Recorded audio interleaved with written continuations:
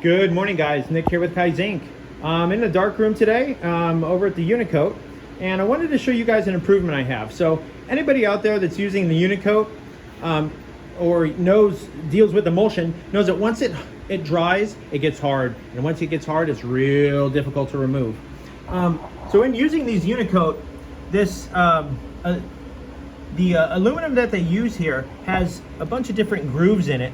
So if you're dumping your emulsion in and you have a tendency to spill some in there, or what have you, if you spill any over and it gets down in those grooves, it's kind of a pain in the ass to clean up.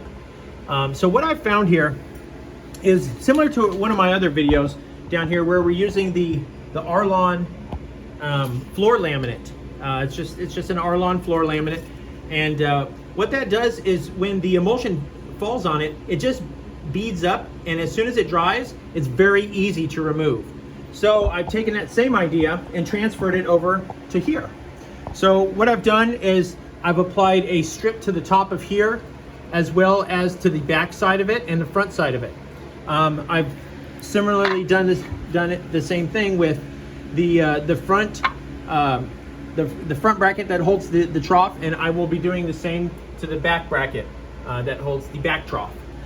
So that way, as you're pouring your emulsion into your troughs, if you get a little spillover, what have you, one, it's going to be real easy to clean because it's no longer going to go down inside these grooves. You can just wipe it up. If it's wet, it's very easy to wipe up. If you don't get to it and it dries, that's fine. It's still going to dry on here, and you just pop it right up.